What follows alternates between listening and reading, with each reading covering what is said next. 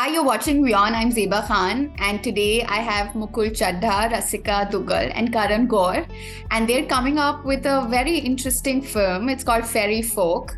It's scheduled to hit theaters on March 1st, and I've seen the trailer and it looks very exciting, and I have so many questions to ask. Welcome you all. Thank you. So, why Fairy Folk? What does the name mean? It's like I think it's about like there is like this magical realism element inside the movie, so it is about that, but it's also about we're not sure if it's actually the fairy folk are actually what the magical realism is, or is it the normal real people inside of it. So it's like a mix and a play on words of what that is. I think when you watch it, it becomes clearer about what that title really means. So from the trailer, this film looks very difficult because, as performers, you had to improvise, right? What was your experience like for both of you? I absolutely enjoyed it, and I would do it again if I got an opportunity. An improvised film is an actor's delight, and I think every actor should have this kind of an experience.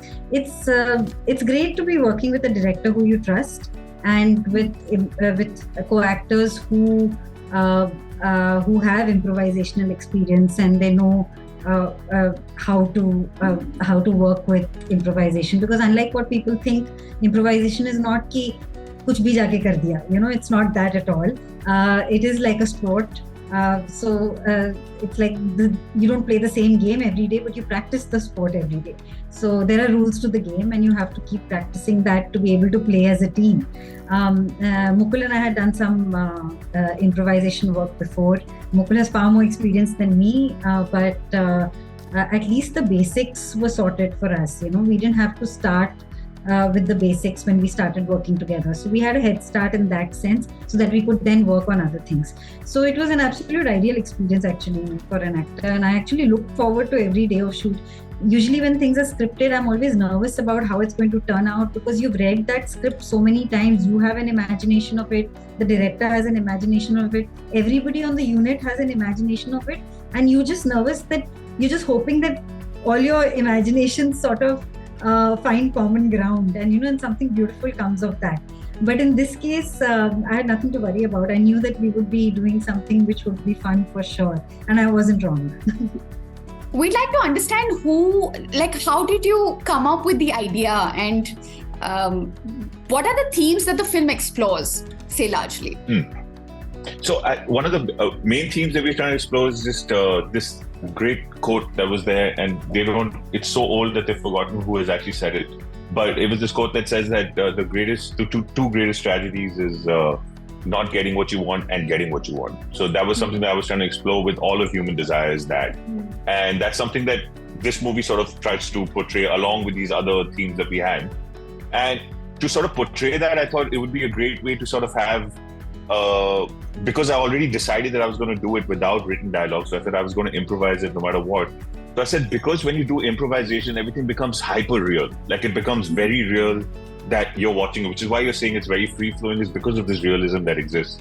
And then I thought that if you can counterpoint that realism with some sort of magical element of some sort. So I was like, it could be a person like this, it could be maybe a device that they found, whatever it might be. It adds this layer of intrigue that just keeps everything going. It's like how Hitchcock used to say that, you have a scene where two people are sitting across each other on a table and they're eating food and the scene goes on.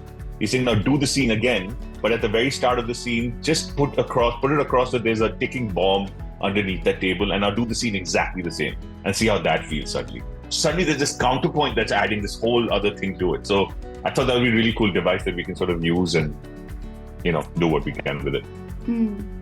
And since you both are also real life couple, Mukul and Rasika, there's a lot that happens between you as a couple on the screen. Did that effect also linger on somewhere post the film? No, I think we probably took some things from real life, maybe, and that probably came into our own performances in the thing. I'm not sure about the reverse way around. I'm not sure if what the characters did came into our lives. No, because this wasn't a difficult film to shoot at all.